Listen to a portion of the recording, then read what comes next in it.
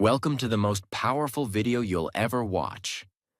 Not because it has fancy words or magic tricks, but because this video is about you and the battle inside your own mind. Let me ask you, have you ever felt like your brain is working against you? Like you're trying to be positive, but your mind keeps dragging you back into pain, fear, or regret? Have you ever smiled in front of everyone while screaming inside your head? Have you ever laid in bed at night, thinking the same painful thoughts again and again, and you whisper to yourself, "Why can't I just stop thinking like this? Why do I always feel so low even when everything seems fine? What's wrong with me?" Let me tell you the truth. There's nothing wrong with you. You're not weak. You're not broken. You're not crazy. But the way you were taught to think, that's broken. That's the enemy. That's what we will fix. This video is going to show you how to stop negative thoughts and feelings forever. And we won't do it by reading motivational quotes. We'll do it by understanding the mind, step by step. We'll break the old beliefs. We'll replace the lies in your head with powerful truths. And we'll give you the tools to take control. For the first time in your life, you won't just understand how to stop negativity. You'll also understand how your mind works, how to reprogram your emotions, and how to build a new version of yourself, starting today. And yes, if you're learning English, this video will help you too, because everything is explained in simple, powerful English, using real examples and emotional storytelling. You'll not only grow stronger, you'll grow smarter in English too. So take a deep breath, because what you're about to hear might just be the thing your soul has been waiting for all your life. Stage 1. Understand where negative thoughts come from. Most people try to fight their negative thoughts. They say things like, "I just need to stop thinking. I should be stronger. I should be happy." But they're fighting the wrong battle. You see, negative thoughts are not random. They don't come from the outside world. They come from inside you, from a place called the subconscious mind. And here's the shocking truth. 95% of your thoughts, feelings, and behaviors are controlled by your subconscious mind.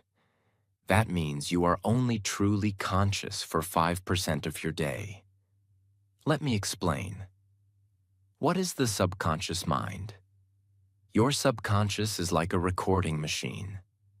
From the moment you were a child, it recorded everything.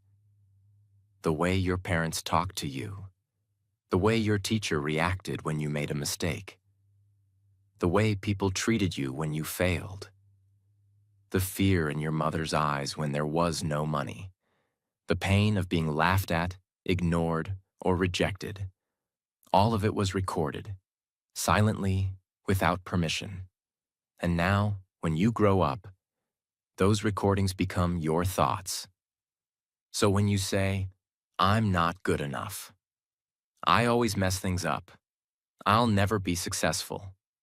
Nobody really loves me," that's not really you speaking. That's your subconscious replaying old memories. Example.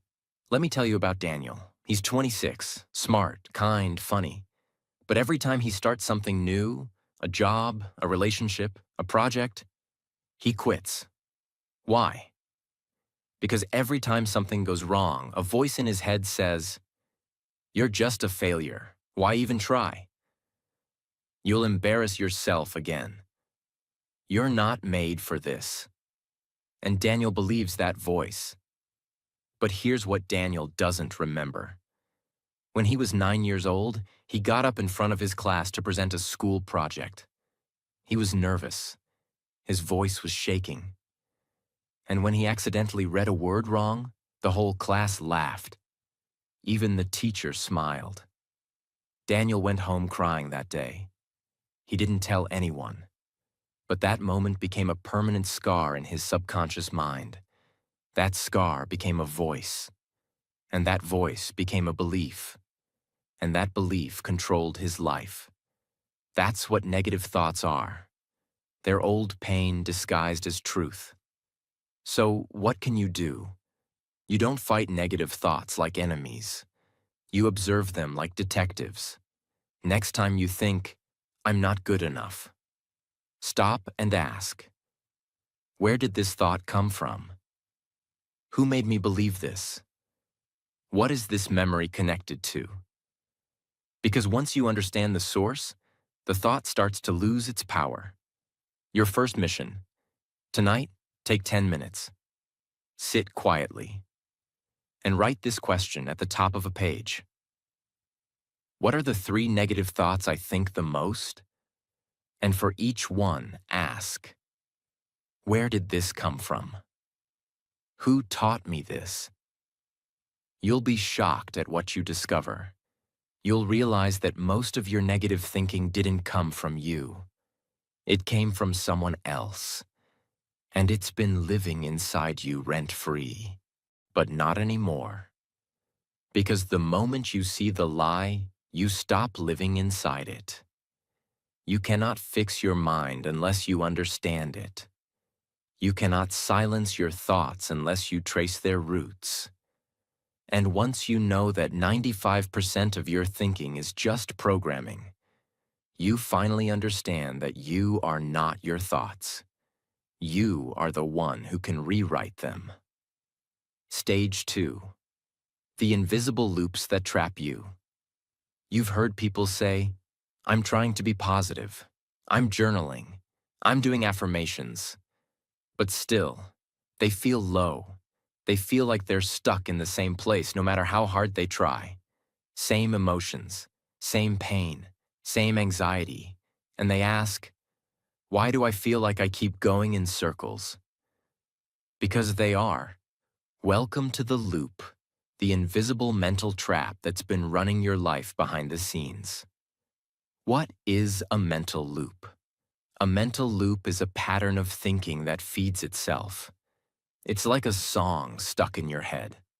No matter what you do, it comes back. You try to ignore it. It gets louder. You try to fight it. It fights harder. Let's understand the loop. Trigger. Something small happens. You get ignored. You make a mistake. You see someone else doing better. It triggers a familiar emotion: insecurity, fear, guilt. Thought. Your mind pulls up an old belief. I'm not good enough. They don't care about me. I always mess things up. Emotion. You feel pain, again. You feel shame. You feel anger. You feel fear, reaction. You do something negative. You isolate. You overthink. You scroll endlessly. You eat junk. You cry quietly. Guilt and shame. You feel worse. Why did I react like that again? Why can't I control myself? And now, you feel even weaker. That feeling becomes the new trigger. And the loop starts again. You wake up, already tired. You open social media, already comparing. You make one small mistake. And suddenly your whole day feels ruined. You feel guilty for being negative. You feel weak for being sad. You feel ashamed for not healing. And the worst part? The more you try to escape the loop, the tighter it pulls you in, because you're not escaping. You're resisting, and what you resist persists. Let me tell you about Amira, a 24-year-old university student. Bright, beautiful soul. But she was trapped in the darkest loop you can imagine. Here's what her day looked like. Wake up and look in the mirror. My face looks tired. Why am I so ugly? Go to university and see others laughing together. Why don't I have friends like that? Maybe I'm just not likable. Try to focus in class, but one small mistake in front of others. Great, now they think I'm stupid. Go home, open Instagram. She's so pretty, she's so confident. Look at her boyfriend. Lay in bed at night and cry, but quietly, so no one knows. And here's what's tragic. None of these things were real threats. They were mental traps. But Amira's loop was so tight she didn't even realize it was a loop. She thought it was reality. The loop makes you believe that the pain is your fault. It makes you feel ashamed of being emotional, guilty for feeling broken, weak for needing help. So instead of escaping the loop, you build a home inside it. You start saying, "This is just who I am. I'm just a negative person. I'll always be like this." And that is how people stay stuck for years. You don't break a loop by fighting the thought. You break the loop by breaking the pattern. That means interrupting the cycle at the weakest point. So what's the weakest point? The reaction. Let me explain. You can't always control the trigger. You can't always stop the thought. You can't immediately change the emotion. But you can always choose your reaction. Let's go back to Amira. She kept reacting to her thoughts with tears and scrolling. One day she learned something simple from a therapist. When the thought comes, don't respond, don't feed it. Just say, interesting thought, and walk away. So the next morning, when she looked in the mirror and the voice said, "You look terrible," she didn't cry, she didn't argue, she didn't say anything. She smiled, a fake one at first, and whispered, interesting thought. She made a cup of tea. She played one happy song. She wore earrings. She went to class and made eye contact with someone. She said, "Hi." That day, the loop broke. Not fully, not forever, but for that moment, she won. And one moment of winning creates another. Tonight, write this down. What is one loop I live inside every day? What's the trigger? What's the thought? What's the emotion? What's the reaction? Then write one thing you'll do differently next time the trigger comes. Something small, something kind, something real. It can be this simple. Instead of hiding, I'll talk to one person. Instead of scrolling, I'll walk outside. Instead of saying I'm a failure, I'll say I'm learning. Because even a tiny interruption breaks the machine. You're not weak. You're not lazy. You're not doomed. You're just trapped in a pattern, a loop you didn't even realize existed. But now, you know, and knowing is power. Because when you can see the loop, you can step out of it. Stage 3. Stop feeding the enemy inside. Most people are trying to stop negative thoughts, while at the same time, they're feeding the very things that create them. It's like drinking poison every morning and wondering why you feel sick all day. Let me say this clearly. You cannot heal your mind if you keep feeding it junk. You cannot stop negativity if your lifestyle is designed to create it. This is the stage where we clean the soil, because no seed of happiness can grow in polluted ground. Let's break it down. Imagine your mind is a beautiful open garden. Whatever you plant there grows. Whatever you water becomes stronger. Whatever you allow in becomes part of your reality. So now ask yourself, what are you planting every morning? What are you watering with your thoughts and attention? What kind of mental garbage are you leaving in your garden?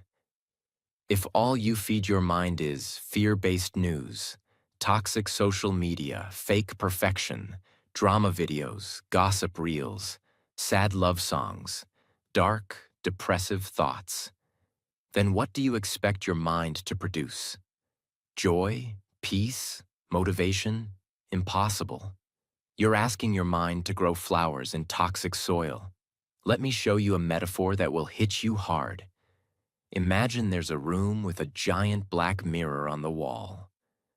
And every morning you go into this room and stand in front of that mirror. But here's the catch. This mirror doesn't show your real face. It shows your biggest insecurity. It magnifies your worst fear. It whispers your deepest pain. You still look into it. Every morning, every night. You let that mirror define how you feel. And you never question it. That mirror is your phone. That mirror is the reel that says, you're not successful. The photo that says, you're not pretty enough. The video that says, you're behind in life. The comment section that says, you'll never make it. And the worst part? You chose to look into it. You chose to keep that mirror in your pocket, next to your pillow, inside your life. And you wonder why your mind feels broken. It's because you've been feeding the enemy inside. With your time, your energy, your attention. The three main ways people feed negativity without realizing. 1. Information overload, digital poison. You scroll for 2 hours and remember nothing. But your brain remembers everything. Even if you say, I'm just watching for fun. I don't take it seriously. Your subconscious is recording, her face is perfect, mine isn't. He's successful, I'm behind. That couple looks happy, I'm lonely.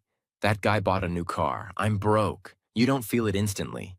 But after 10 days of this, you feel tired, insecure, empty. Not because of your life, but because of what you consumed. Second, toxic repetition, songs, reels, drama. Music is powerful, but what are you repeating into your head? You broke my heart. I'm not good enough. Nobody loves me. I want to disappear. You hear these lyrics and say, it's just a song. But your brain doesn't understand just. It only understands what you feed it repeatedly. Repetition is programming. And most people are programming themselves to be depressed. On autoplay. 3. Mental diet, what you talk about daily. Your conversations shape your emotions.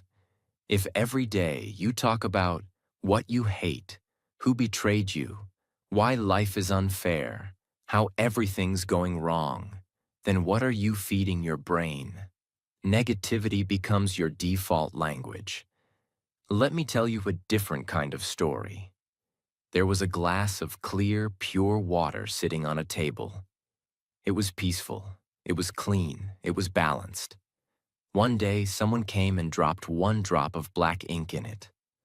The water changed a little, but still looked okay. Next day, another drop, then another, and another. Slowly, the water became darker. Not because it was evil, but because it was being fed poison, one drop at a time. This is your mind. Your mind is that glass of water. And the ink is the content you consume, the words you repeat, the people you surround yourself with, the notifications you wake up to, the videos you binge before sleeping. You didn't become negative overnight. You were being dripped with darkness, silently. How to stop feeding the enemy. Here's what to do starting today. Clean your feed like your fridge. You wouldn't eat rotten food. So why watch rotten content? Unfollow pages that make you feel less than. Mute people who only post fake perfection. Delete apps if needed. Your peace is more important than staying updated. Replace, don't resist. Don't just stop watching bad content. Replace it with something that builds you. Watch real growth stories. Listen to calming or healing audio. Read one page of a growth book. Listen to people who speak truth, not just noise. Morning and night detox. The first 30 minutes after waking and the last 30 minutes before sleep are when your mind is most programmable. Use that time wisely. Don't scroll. Don't open reels. Don't start your day with comparison or chaos. Instead, breathe. Write 3 things you're thankful for. Speak one powerful sentence to yourself. Today, I protect my mind. Your mission. Today, write this question. What 3 things am I feeding my mind that are hurting me? Be honest. Then ask, what will I feed my mind instead, starting now? Small changes, big transformation. Your mind is not broken. It's just been badly fed. You are not the darkness. You are the light that's been buried under years of mental noise. So stop feeding the enemy inside and start feeding your inner peace, inner strength, inner voice. Because your thoughts are seeds, and what you plant today will grow tomorrow. Stage 4. Clean your mental room daily. Let me ask you something simple. You brush your teeth every morning, right? You take a shower, change your clothes, maybe clean your room or wash the dishes. Because if you don't, your body smells, your home gets dirty, and you feel uncomfortable. But when was the last time you cleaned your mind? Not your Instagram, not your bookshelf, not your to-do list. I'm talking about the inside of your head, the mental space where you actually live. Because here's the truth. You don't live in your house. You live in your mind, 24 hours a day. And if you don't clean that space daily, you will be living in a home that feels heavy, anxious, noisy, painful, confusing. Even if your outside life looks fine, inside you feel suffocated. So today, we clean, not once, not when we feel depressed, not when we break down, but every single day, like brushing your soul. Let me take you deep. Let's break a myth. Negative thoughts don't only come from trauma, they come from accumulation. Just like dust settles on your furniture even if you don't open windows, mental dust collects in your mind from life itself. A stressful conversation, a decision you're avoiding, a deadline you're afraid of, a future event you're overthinking, a compliment you didn't believe, a comment that felt wrong but you ignored it, a fear that entered your heart quietly, a judgment you made about yourself this morning. You didn't choose this, but it landed, and now it's in your space. So if you don't clean it, it piles up. Here's what happens when people don't clean their mental space. Stress builds up in layers, but you ignore it. You feel more irritated than usual. Little things make you angry. You become emotionally sensitive. One sentence can break you. You feel tired without reason, because your mind is overloaded. You stop enjoying things, because your joy has no space to live.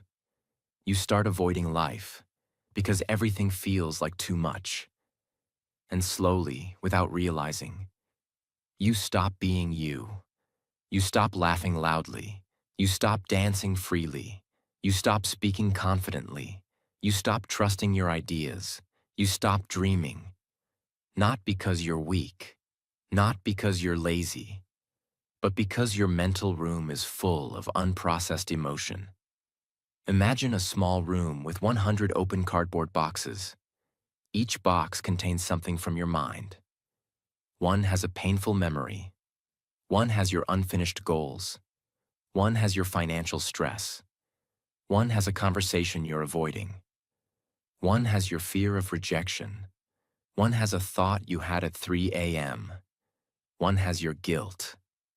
One has your secret self-doubt. Now imagine trying to sit and relax in that room.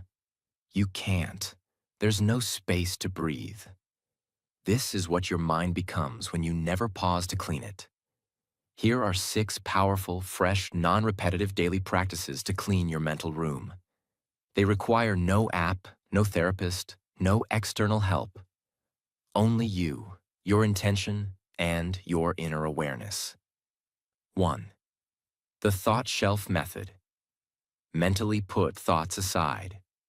When your mind is overwhelmed, you don't need to solve every problem immediately. You just need to make space. So imagine your mind as a shelf.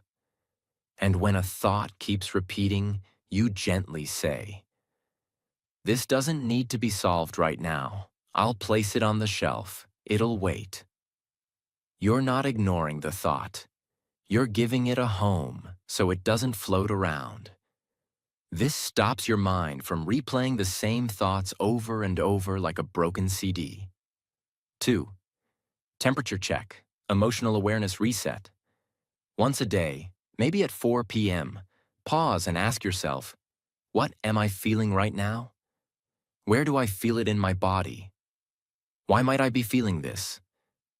Even if the answer is, I don't know, you're still becoming aware. And awareness cleans confusion. Do this every day, like checking the weather before leaving home. You'll be shocked how much you've been holding in silence. 3. The one-word dump. You don't always need to write long journals. Sometimes just one word is enough. Try this. Before sleeping, write one word that describes your emotion today. Heavy, rushed, lonely, hopeful, frustrated. Doing this helps you identify your emotional clutter, because once you can name it, you can clean it. 4. 3-minute mental walkthrough. This is one of the most powerful cleansing tools. Almost no one uses it. Every evening, close your eyes and mentally walk through your entire day. See yourself waking up, walking to the bathroom. What were you thinking? What emotions did you feel during breakfast? Did someone say something that stuck in your mind?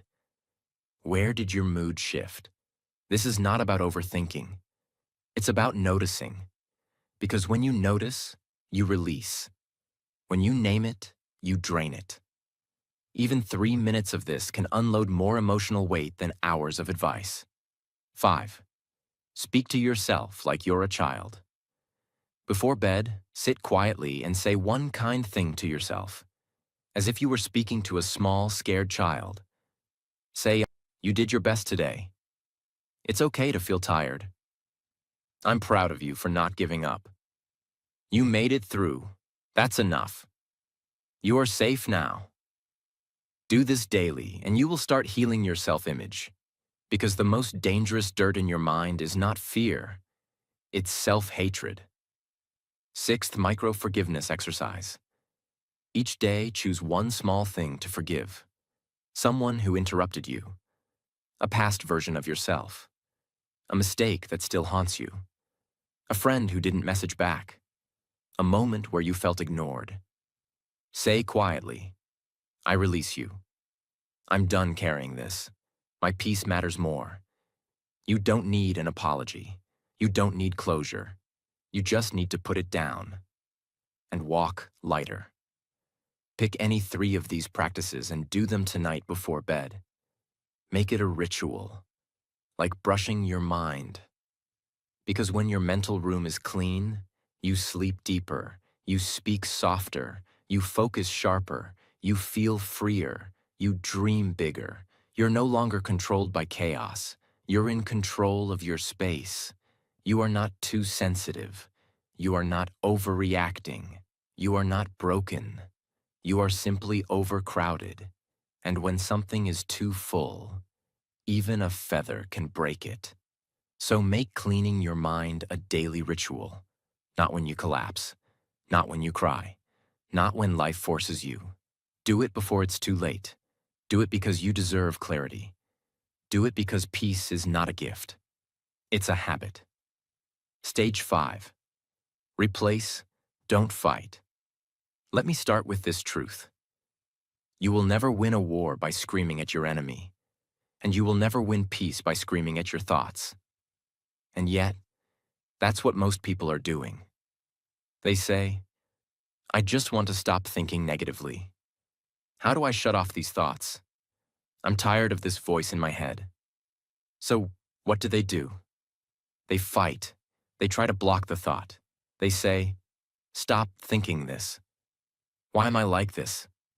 I shouldn't feel this way. But the more they fight, the stronger the thought becomes. Why? Because you can't fight a thought with force. You can only win by replacing it. Let me explain everything in the deepest way possible. Why fighting negative thoughts never works.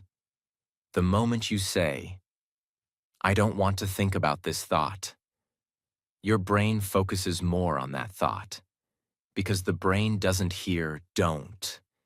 It only hears the subject. If I say, don't think about a pink elephant, you'll instantly imagine it. If you say, don't feel anxious, your mind starts scanning for all the reasons you're anxious. So when you try to fight a thought with more thought, you create a mental storm. Every time you argue with a negative thought, you're giving it energy. You're saying, this thought matters, it deserves attention, it has power, and it grows. So what's the solution? Don't fight the thought. Replace it, redirect it, rewire it. Like changing the radio station, like turning the page, like choosing a different road. Let's explore how. Imagine there's a radio in your room, and it's playing a horrible, depressing song. Lyrics like, you're a failure, you'll never be loved, you're too late, you're not enough. The volume is loud, it's hurting your ears, it's affecting your mood. What do? Do you scream at the radio?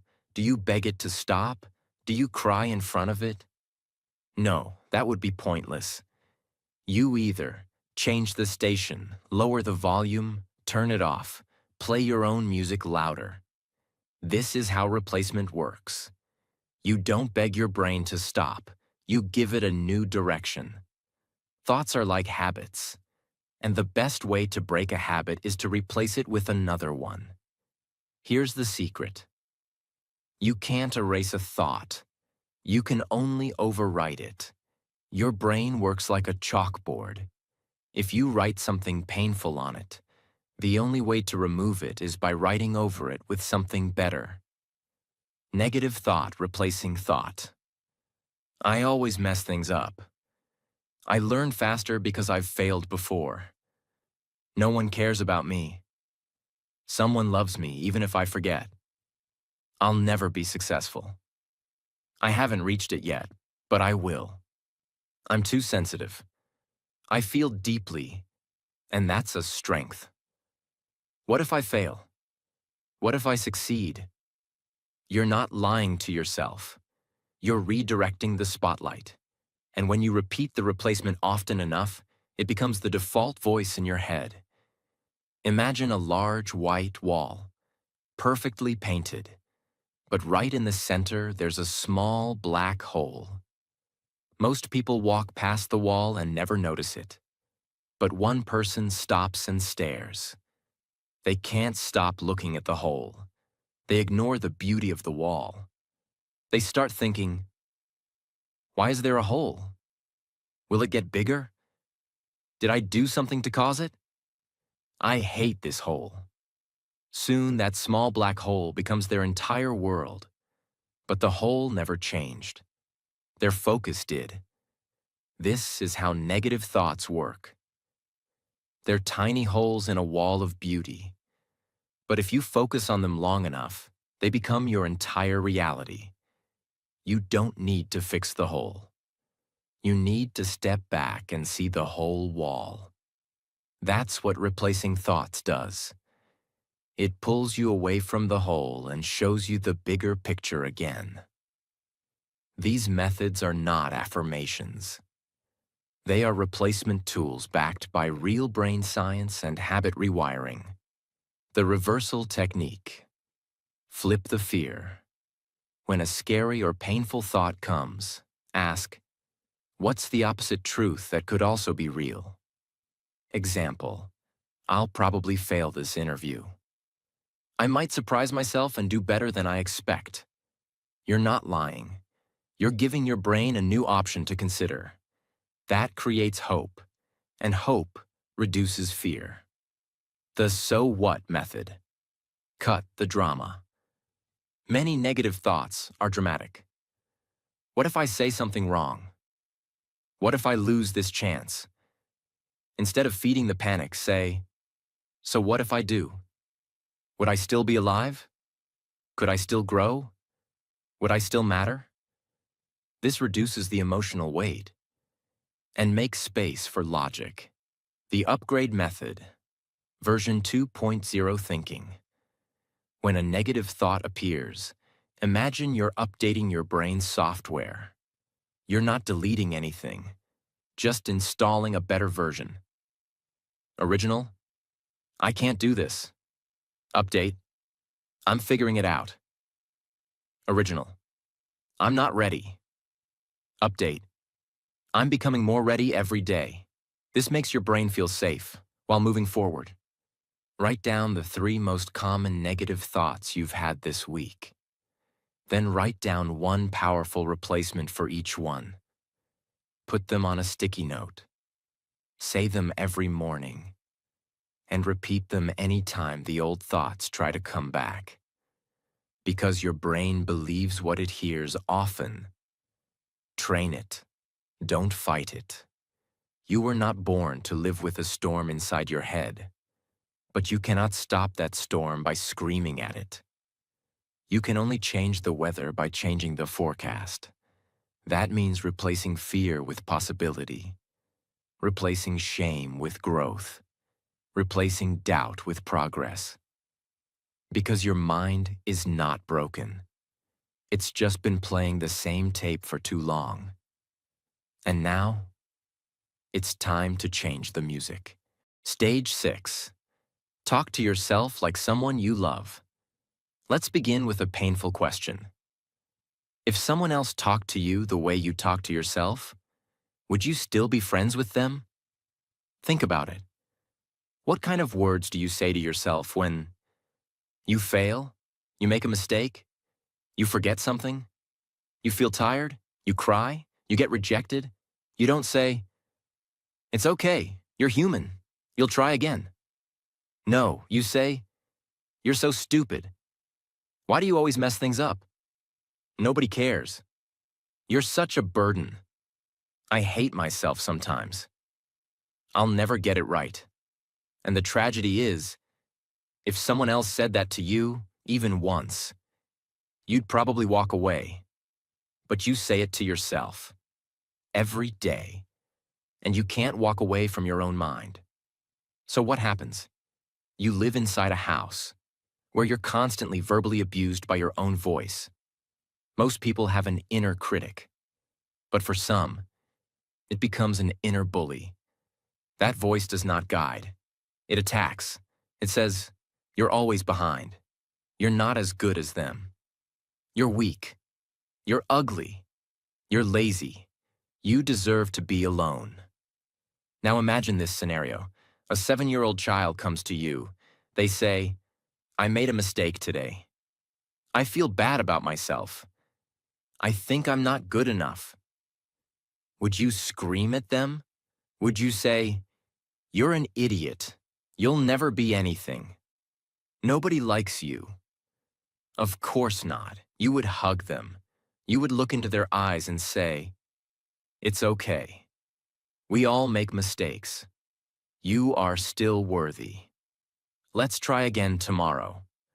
So why don't you talk to yourself that way? Because somewhere along the way, you learn to treat yourself with cruelty instead of compassion. And that must change. Today. Imagine your mind is a garden, and your self-talk is the gardener. Every word you say to yourself is either planting a flower, pouring water, or cutting the roots. If the gardener keeps saying, this plant is useless, it's never going to grow. I hate this plant. Why are you so slow? then even the most beautiful flower will wither. But if the gardener says, "You're growing slowly, but you're growing," it's okay if today was tough. You don't have to bloom every day. I believe in you.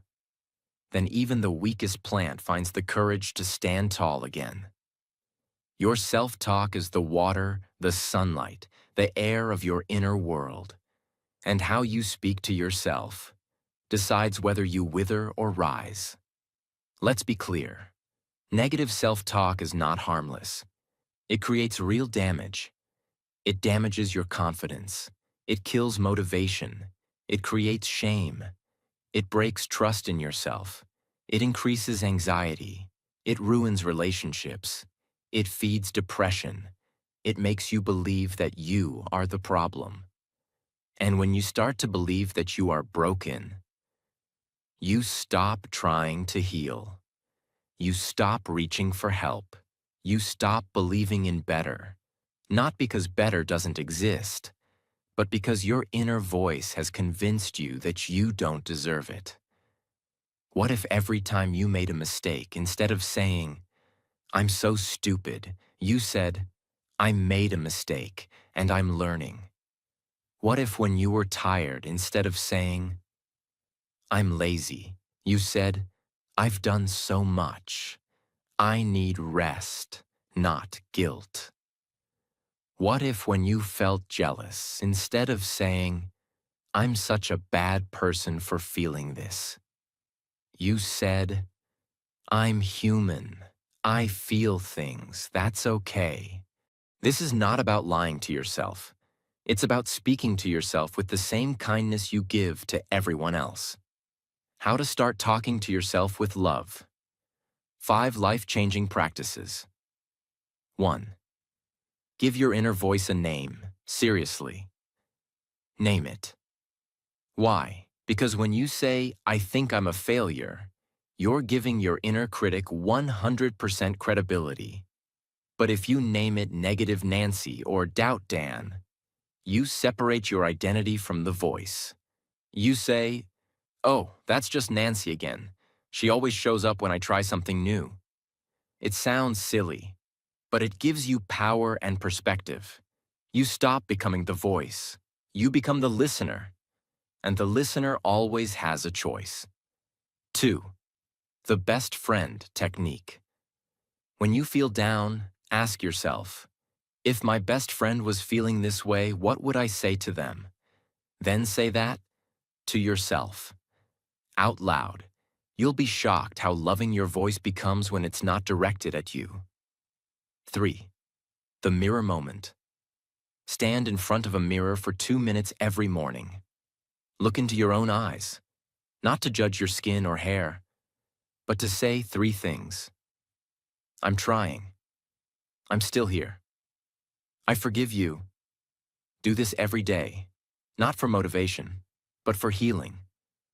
Because your own reflection has been waiting years to hear those words from you. 4. Rewrite the sentence. Take any cruel sentence you say often and rewrite it. For example, cruel thought, loving rewrite. You're a burden. Your feelings matter too. You're so dramatic. You're allowed to feel deeply. You're always messing up. You're learning like everyone else. Nobody wants you. You're still learning how to love and be loved. You're weak. You're carrying so much and still going. Print it, post it, say it. Your inner child is still listening. 5. Forgive yourself daily. Yes, daily. Not once a year. Not once when you make a big mistake. Every single day, before you sleep, whatever I did wrong today, I forgive myself. Whatever I said, forgot, overreacted to, I'm still learning. I will not carry this shame into tomorrow. Because guilt does not make you grow. Grace does. Sit alone. Quiet. Just you. Put your hand on your heart and say this softly. I'm sorry I've been so cruel to you. You didn't deserve that voice. From today, I will talk to you like someone I love. Let the tears fall if they come. You're not weak. You're reconnecting. You don't need to be perfect. You don't need to be fearless. You don't need to have it all together. But you need to start being kind to yourself. Because the world is already full of people ready to judge you, criticize you, and misunderstand you. Don't join them. Be the one voice in your life that says, you are still worthy, even now, especially now. Stage 7. Cut off the hidden triggers. Triggers aren't always loud. They're not always dramatic. They don't always knock and say, hey, I'm here to ruin your peace. Sometimes they're soft. Sometimes they feel like comfort, but they pull you back into the old version of you, the version who was scared, the version who doubted, the version who lived in fear. Imagine you live in a room with a very soft ticking clock. Tick, tick, tick. You get used to the sound. You don't notice it anymore. But the ticking is always there. It's just background noise. Now one day you finally remove that clock. You sit in silence. And for the first time you realize, oh my God, I've been living with that noise for years. This is exactly what emotional triggers are like. You don't notice them anymore, but they're there, ticking in the background of your life. A certain person's presence, a toxic group chat, a smell, a routine, a ringtone, a hairstyle, a habit, a place, a social obligation, a monthly reminder, even your bedroom setup. You wonder why you feel anxious. But you're still sleeping next to a memory of the worst version of you. You're still keeping open the door that trauma used to walk through. This is where people make the biggest mistake. They think, I shouldn't have to cut people off. That's harsh. I should be stronger than this.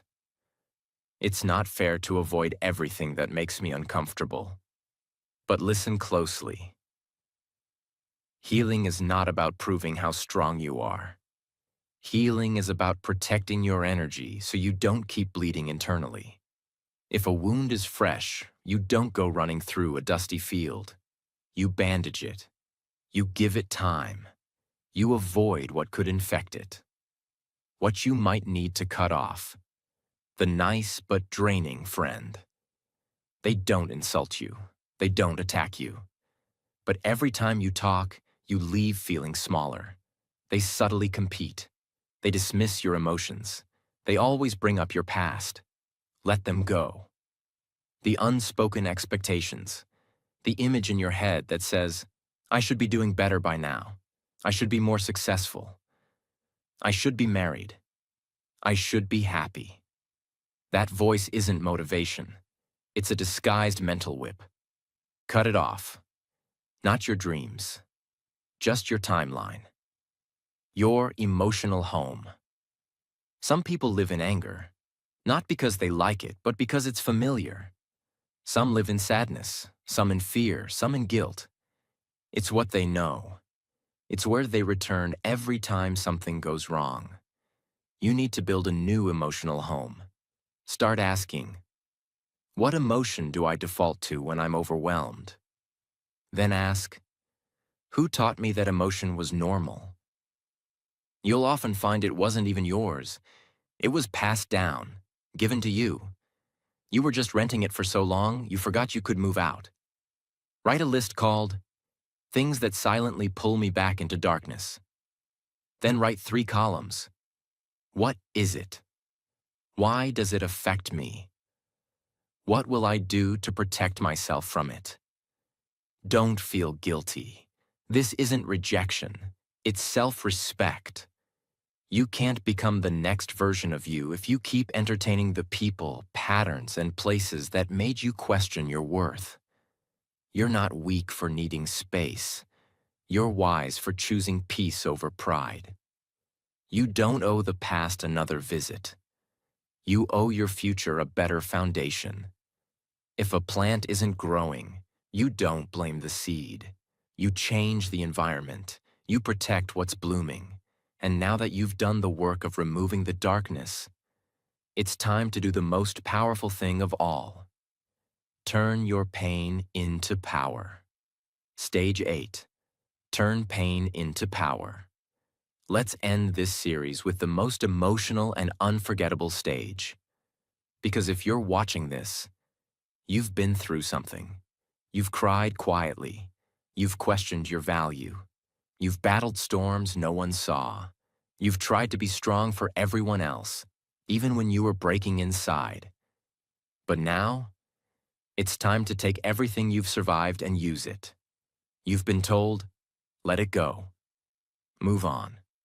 Forget about it. Don't think about the past. But healing doesn't mean forgetting. Healing means finding meaning inside what broke you. It means saying, that hurt me, but I'm still standing. And I will build something powerful from this. Pain doesn't have to be the villain of your story. Pain can become the starting point of your transformation.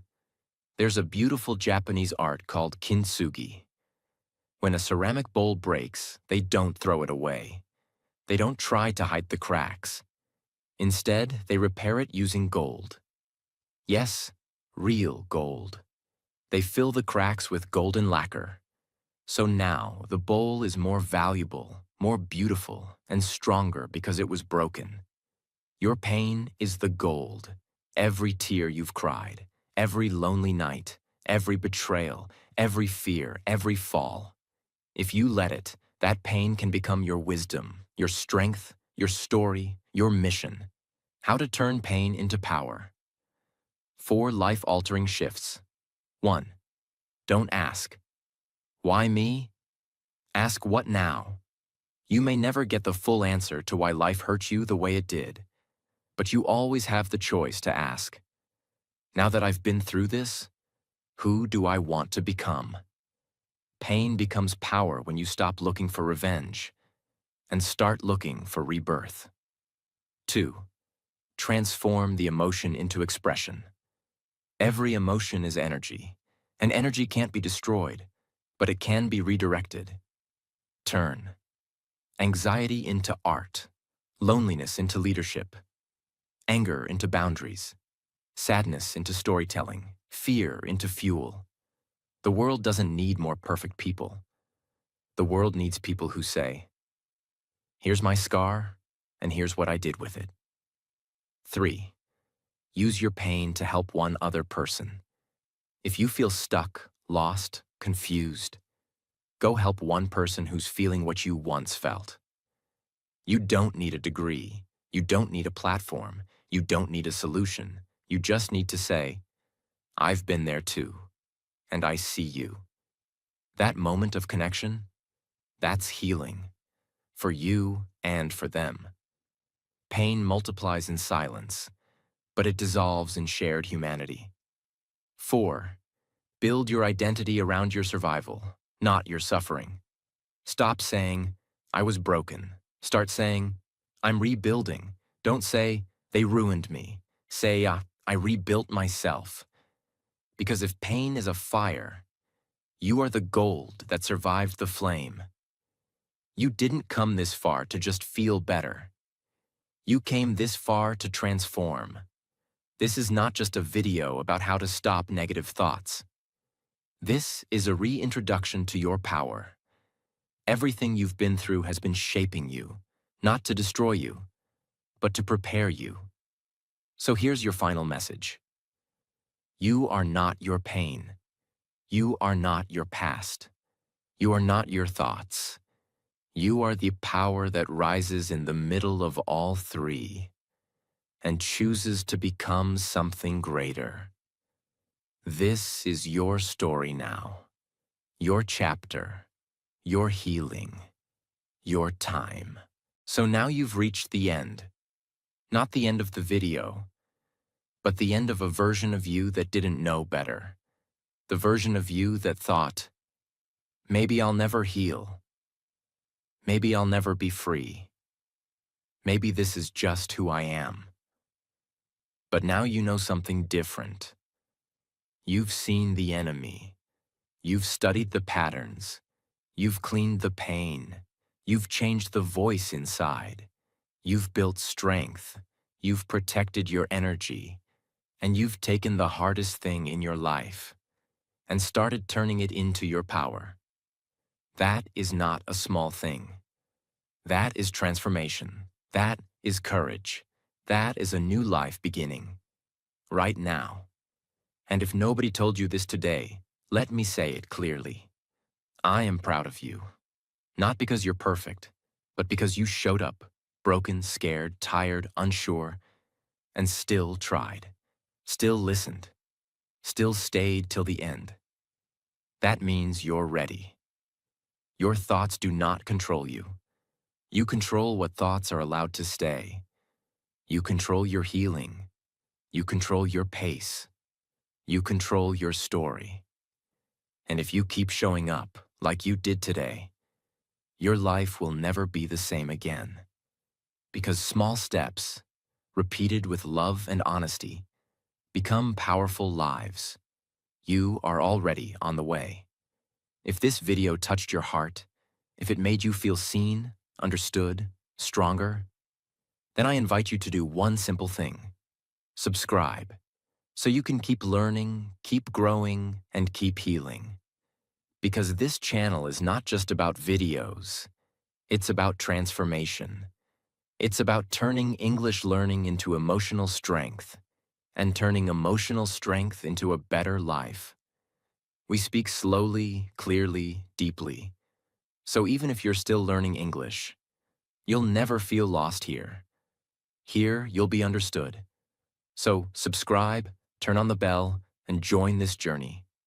You belong here. And this is just the beginning. Thank you for watching. Thank you for staying. Thank you for fighting. I believe in you. Now go and become the person you were always meant to be.